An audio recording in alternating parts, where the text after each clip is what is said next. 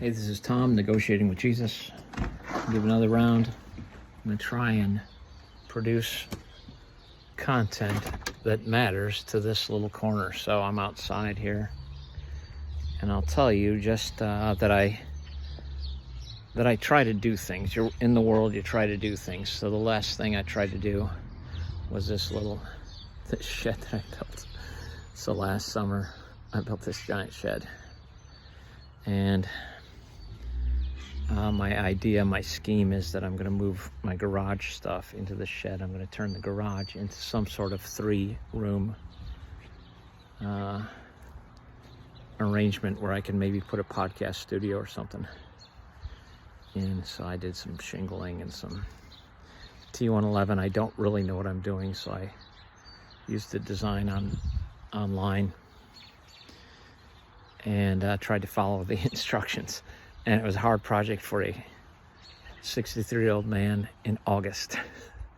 I took a week off, and it was brutal. It was just brutal. I had to lay stone down for the foundation and carry these blocks in, and these blocks here. So, and just wheelbarrow after wheelbarrow. Like I had 3 scoops of stone, and then the T111 and all the lumber. So this is, the idea is I'm part of the corner, so I'm watching Paul, and everyone's starting channels, and I've wanted to for a long time, and I've made runs of, trying to have a channel. So my podcast, Negotiating with Jesus, will be about a king. So I think we negotiate all the time, and we're looking for either kingship, that we are a king and we have to conquer and gain power in the world if we're the king. If there is another king, a greater king than us, well, we ought to get to know him and see if we can trust him or her and submit in some way. So as a young man, I met Jesus in the mysterious way that you meet Jesus. And I'll tell you about my deconstruction. Maybe another time. Deconstruction. So as a drug-using young adult, around 24 years old, I'd been using drugs by that time for about 10 years. And I was a functional drug user, so I could get along, but it clearly was an impediment to my success, and I'm not that successful anyway. Throw drugs in the mix and you're not getting very far. So I had some friends telling me about Jesus, a couple friends, and they were also drug users and such. They weren't necessarily reliable witnesses, but they testified. And I signed up, but I did not know what to do other than to say, yeah, this Jesus looks like a better leader than me. That might be better than what I'm offering myself. I'm not leading myself well. I need a leader. So for about 3 years, I off and on was trying to get away from my drug friends. I did some truck driving. And, I'm an odd character. Me as a truck driver was funny, but it was great. I loved driving truck. I would have done it longer, but I missed people. I didn't like being on the road. And I tend to get a little sleepy. I can be hypnotized by the road. And when it's time for me to take a nap, I need to take a nap. I don't need to be behind the wheel of an 18-wheeler. And we had about a 45-foot trailer at that time filled with machinery. So I would drive for a little while, try and get away from drugs. It worked. I would pay down my debts because you can, if you have a credit card, you can buy drugs on credit. And I would rack up my credit card and find myself really in the hole. And then this truck driving, I could get a paycheck and not be anywhere to spend it, and I could buy my way out of debt. That happened a couple times, but then when Shelley was killed. I told you about that in my first Paul video. I started going to church, and I said, I'm in with this. I just need people, and they could be church people. They're as ornery and as lovable as anybody else. So I was in. As time went on, I was a youth pastor. I told you about that in the last video. And ended up being a professional youth pastor, but not a pastor, a youth director, for about 15 years. And about 10 years in, I got a Bible degree from a local Bible college. So I have a bachelor's degree in Bible. And then I started wanting to give testimonies. This was about 6 years ago, 6 or 7 years ago. So I started asking around, hey, would you let me stand in front of your church and practice saying words about my life and the intersection of a good king? That it changed my life. My life was drastically changed.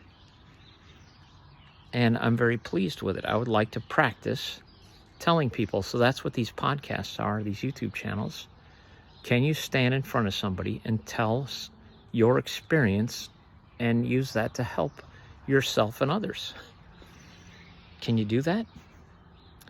Well, it turns out you can. So I got in a couple opportunities to give testimony, and then somebody told me, you could get in a licensing school and you could become a pastor. And then you could talk every Sunday. I'm like, sign me up. I'll get in on that class. And I ended up getting in this licensing school. And for various reasons, a lot of things for me don't work out. And my life spirals into, these collapses and then this rising from the dead. But I became a pastor, but did not complete my licensing program. So it's not clear where I am. I'm in some kind of standing in midair. It's not clear that this is going to last. But I take what comes. I don't care. I take what comes. And it's a beautiful thing to stand in front of people and practice speaking about things. It's just crazy how wonderful. So, it's kind of parallel to what Paul is doing. PVK is speaking his thoughts aloud, and every rough draft for Sunday is the thoughts he's been cultivating that week and how it intersects with Scripture, and he weaves that in, and it's something wonderful. So that's one of the models that I use is the idea of Peterson and Paul trying to think about your experience and your understanding and the things you're wrestling with, and transparently inserting that into being a servant of a good king. So, Dylan, everybody's got to serve somebody. If you listen to Bishop Barron, he loves Dylan. And all these characters online, I'm watching them all. So Bishop Barron loving Dylan, that's fantastic. Man, that's fantastic. You got to serve somebody. So, we'll have a presidential election in America, and we'll have a choice between two kings, and it's not clear that either one of them will be a good king. You could just randomly choose somebody and maybe have just as good a shot. It's not clear at all. But if you examine Jesus, you're like, man, that's the kind of king I'd like. So I didn't do my deconstruction. I did this pastoring. So I got into this pastoring, and now I do that. Every week I talk to people, and I have a lectionary. So I follow a plan of how to get through the whole Bible in like 3 years. They'll have sections of Scripture, and you'll read something, and then you'll sit and meditate on it and read it out loud so you can hear it and you can say it and you can kind of slide into it, which I really believe in reading out loud. And it's such an ancient tradition to sit in front of somebody and have them read Scripture or read stories You go to the library and kids are read stories, and it's a good practice. It's a good practice to have someone read to you or to read to someone. So I read, and then I talk, I think, I meditate, I pray, I do all these things so that at the end of the day I can testify. And it has to be sincere, it has to be real. For goodness sakes, you'll get tripped up if you're lying. Tell the truth, or at least don't lie. So I'm trying not to lie. So right now I did that. I showed you this building. I have a garage that I'm trying to clear out and turn into some kind of podcasting space where I can do YouTube. So I have my work cut out for me. This summer I have to have the garage completely clear and start putting up some walls. But the goal is, so I'm now a corner member. Theoretically, this is my third video. But I think I can put that, making a video and telling you how my world was transformed, and I continue to just struggle and just love this corner where people are just trying to sincerely ask questions and speak their mind without being beat down, with some amount of grace.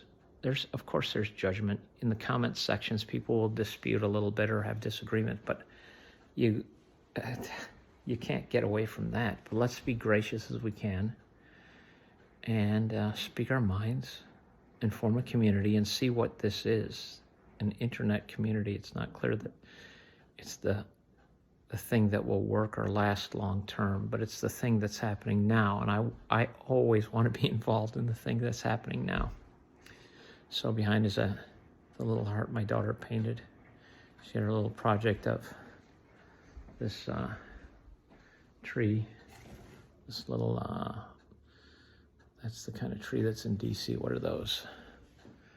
I don't remember what kind of tree that is that blossoms, cherry blossoms.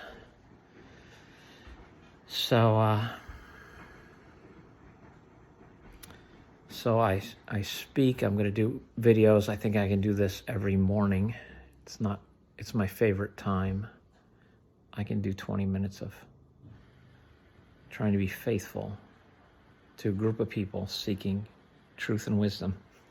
And I tell you, being a small church member, my whole church life, and there's a big church right next door. I would love to go to a big church. Something exciting is going on there because the people from small churches, the young people, are deserting to go to. If they're going to be committed, they'll go to a church where it's exciting and they have this good music and whatever, no commitment, because in a small church, you got to do something. You can't just sit around. You can if you want to watch the church die. But my point was wisdom. If we're seeking wisdom, for goodness sakes, go to a church with 30 or 40 people, 70 and up. They've lived a whole lifetime. If you're 35 and you want to know what 35 more years of life might produce, or what 70 years before these captivating smartphones, what living life where you had to do everything without the disruptor of a smartphone, because they had to talk to each other. Now, they still had all the same problems. They had neighbors, and loving neighbors has always been tough. But they're 70 and up and brimming with wisdom. If you'll sit with them, not boss them around, but just sit with them for a while and then volunteer to help in some way. That's my church experiences. I didn't become the boss. I just am here to participate. And it's pretty awesome. I think that's a fundamental to seeking wisdom, is getting with some kind of community. Embody. You go there in person and live with people and talk to them and work side by side with them and try to be the next generation of this beautiful thing that is a gathering of people trying to learn how to love and to live that out. So that's it. This is Negotiating with Jesus. Tom, out.